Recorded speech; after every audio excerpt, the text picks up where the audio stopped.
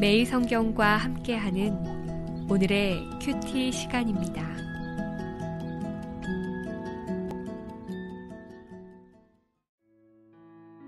(1월 25일) 오늘의 말씀은 요한복음 7장 25절에서 36절입니다. 예루살렘 사람 중에서 어떤 사람이 말하되 이는 그들이 죽이고자 하는 그 사람이 아니냐.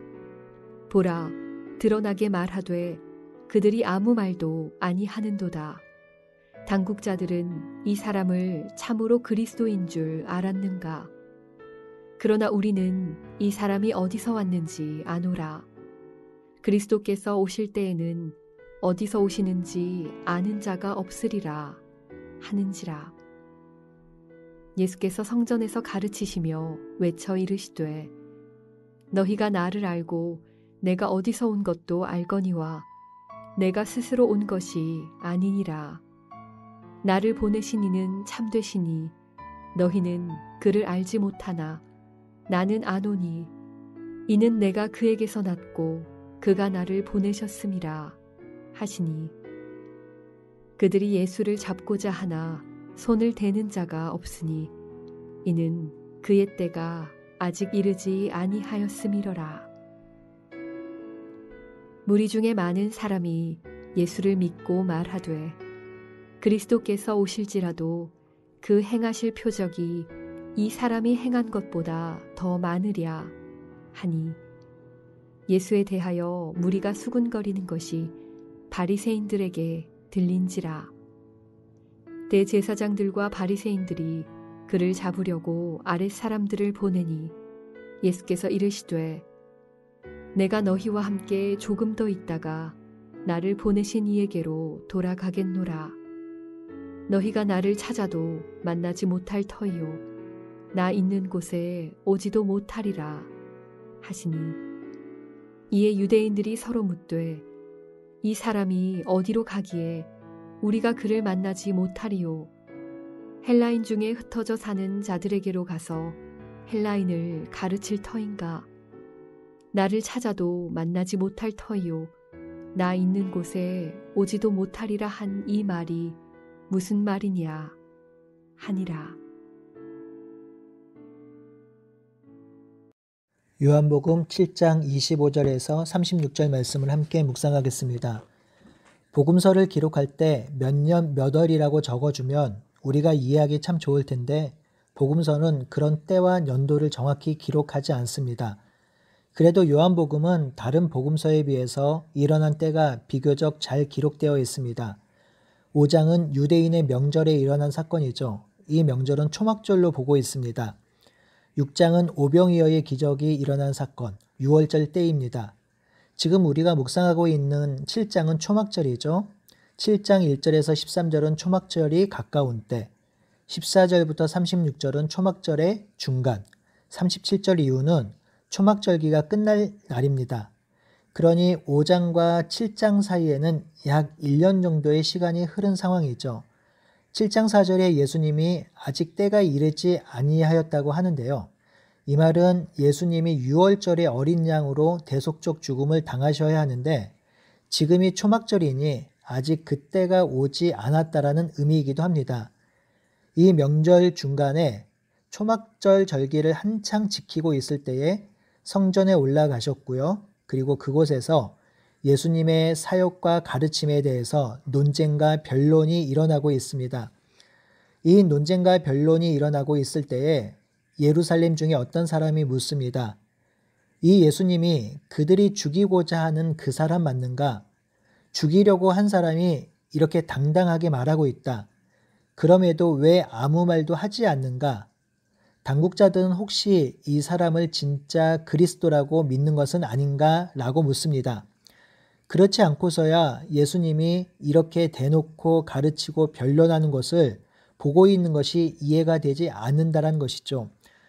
그럼에도 예수님은 그리스도가 아닐 것이라고는 합니다.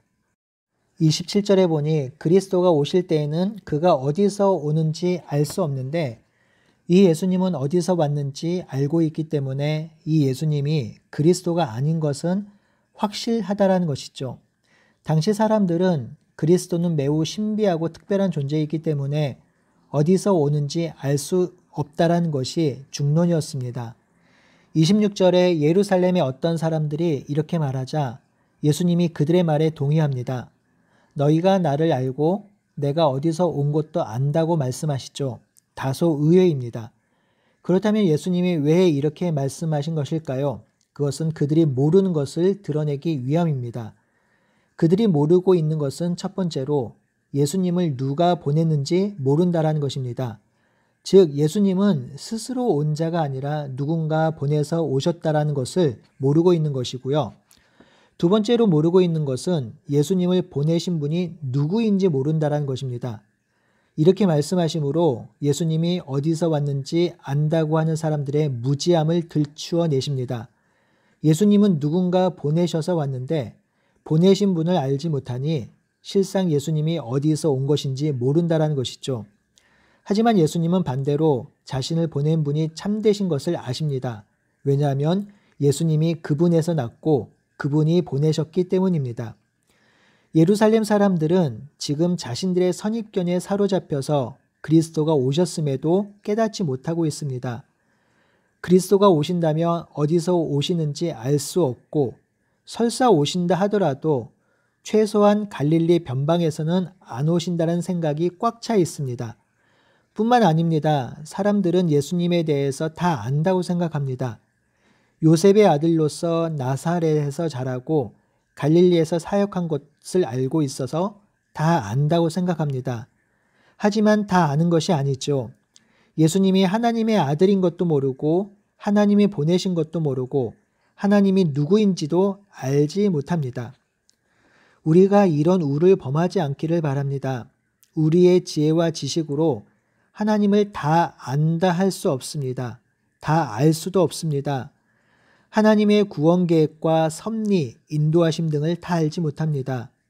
우리는 하나님이 알려주신 것만큼만 알 수 있습니다. 그러니 언제나 겸손함으로 하나님께 나아가야 합니다. 그리고 하나님의 뜻을 알 수 있도록 그리고 분별할 수 있도록 간절히 기도하고 간구해야 합니다. 예수님께서 이렇게 가르치실 때에 사람들의 반응이 갈라지지요. 첫 번째 반응은 긍정적 반응입니다. 31절에 보니 무리 중에 많은 사람이 예수를 믿었습니다. 이 믿은 사람은 설사 그리스도가 오신다 해도 예수보다 더 많은 표적을 행할 수 없을 것이라고 하지요. 그러니 이 예수님은 그리스도임을 드러내는 충분한 표적을 행했다고 말하고 있습니다. 두 번째 반응은 부정적인 반응입니다. 30절에 예수를 잡고자 하는 사람이 생겼습니다. 이들은 예수님을 불신하고 불평하게 대했습니다. 특별히 대제사장들과 바리새인들이 예수님을 싫어했고 미워했습니다. 사람들이 예수님을 믿고 따르는 것을 못마땅하게 여겼습니다. 이들은 미워하는 것으로 끝내지 않고 예수님을 잡으려고 행동까지 합니다. 32절에 보니까 아랫사람을 보내지요. 아랫사람은 성전 수비대입니다. 참 놀라운 것은 대제사장과 바리새인들이 함께 연합하고 있다는 것입니다. 사실 두 집단은 서로 앙숙입니다. 이 둘은 태생적으로 달랐기 때문에 같은 길을 걸을 수 없었던 자들입니다. 그런데요, 공통의 적이 생기니 연대합니다. 이것이 악의 연대성입니다. 악은요, 선을 누리고 선을 이길 수만 있다면 그 누구하고도 손을 잡을 수 있습니다. 그것이 악의 속성입니다. 그렇기에 악의 세력이 강하고 힘이 센 것입니다. 요한복음에서 이따가 종교 지도자들이 예수님을 죽이려고 물리적인 행동을 시시간때로 기록하고 있습니다. 악이 거세지고 강력하게 연대하고 있습니다. 바로 이때에 33절과 34절의 말씀을 예수님이 하시지요. 너희와 조금만 있다가 나를 보내신 이에게 갈 것이다. 그때는 나를 찾아도 만나지 못할 것이고 나 있는 곳에 오지 못할 것이라고 하셨습니다. 여러분, 이 말씀은요, 예수님께서 자신의 죽음을 말씀하신 것입니다. 28절에서 29절에 미리 말씀하신 것처럼 예수님은 하나님이 보내셔서 이 땅에 오셨습니다. 그 오심은 이 세상을 구원하고 그의 백성을 살리기 위함이 있지요. 이제 그 사명을 완성하실 때가 되었습니다.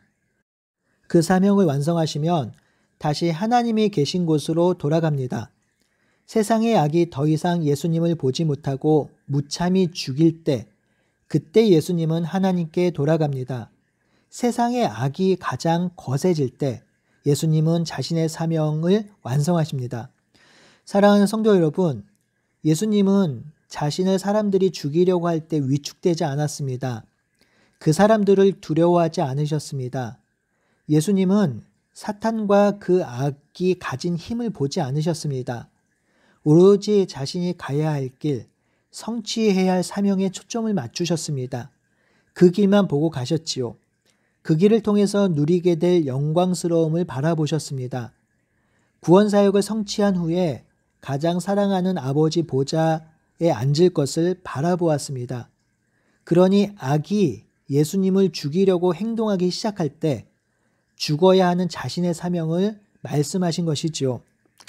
사탄은, 그리고 악한 세력은 이 마지막 때에 우는 사자처럼 하나님의 일을 방해하고 교회를 무너뜨릴 것입니다.